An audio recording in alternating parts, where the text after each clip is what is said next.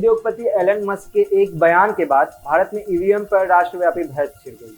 Musk ने EVM के hack होने की आशंका जताई, जिससे राहुल गांधी से लेकर अखिलेश यादव तक की प्रतिक्रिया आई। कोई राजनीतिक दल ईवीएम के पक्ष में है तो कोई विपक्ष में। इसके बाद अब चुनाव आयोग 8 लोकसभा सीटों पर ईवीएम के जांच के आदेश दिए। तो आज हम जानेंगे इसके बारे में विस्तार से, और ये भी कि सबसे पहले ईवीएम को कब मिली थी चुनौती। नमस्कार, मेरा नाम है अमरदीप और आप देख रहे हैं NL9 न्यूज।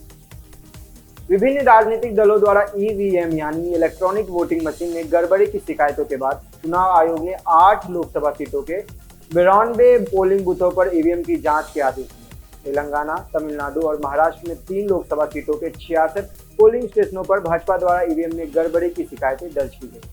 भारत निर्वाचन आयोग ने गुरुवार को जारी पत्र में बताया कि चुनाव परिणाम घोषित होने के बाद लोकसभा आम चुनाव से संबंधित 8 और विधानसभा चुनाव से संबंधित 3 शिकायतें प्राप्त हुई। शिकायतकर्ताओं ने ईवीएम के माइक्रो कंट्रोल की जांच और सत्यापन की मांग की।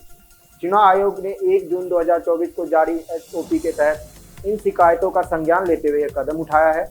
आंध्र प्रदेश और ओडिशा की 3 विधानसभा सीटों के 26 पोलिंग बूथों पर भी ईवीएम की जांच का आदेश दिया गया। आखिर ये शिकायत किसने की? तो तेलंगाना, तमिलनाडु और महाराष्ट्र में 3 लोकसभा सीटों के 66 पोलिंग स्टेशनों पर भाजपा ने ईवीएम में गड़बड़ी की शिकायत की। आयोग ने कहा कि संबंधित राज्यों के मुख्य निर्वाचन अधिकारियों के माध्यम से ये शिकायतें प्राप्त हुई।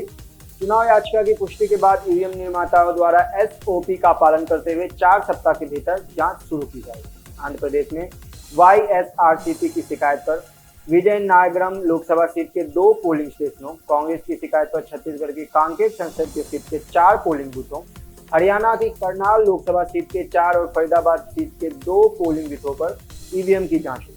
महाराष्ट्र के अहमदनगर लोकसभा सीट के 40 और तेलंगाना की जहीराबाद सीट के 20 बूथों पर भी ईवीएम की जांच की जाएगी।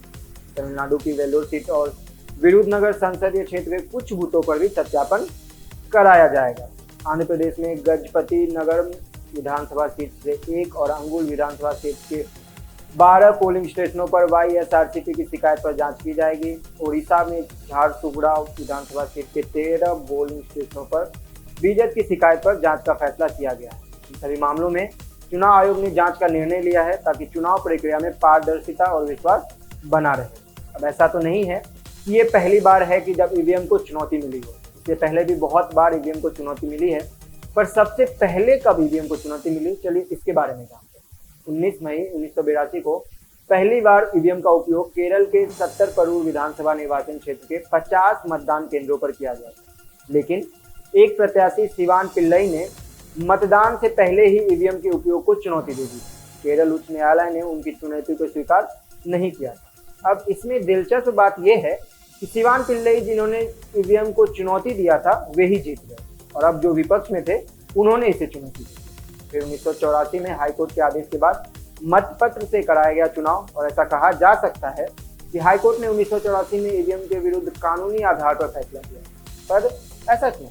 दरअसल तब तक ईवीएम के उपयोग का कोई कानूनी आधार नहीं था। इसके बाद सरकार ने 1988 में लोक प्रतिनिधित्व अधिनियम 1951 में संशोधन कर नई धारा 61 का जोड़ी।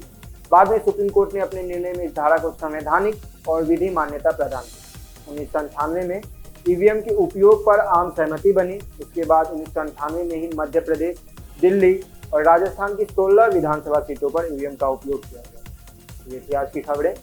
बाकी कई खबरों के लिए देखते रहिए NL9 न्यूज। धन्यवाद।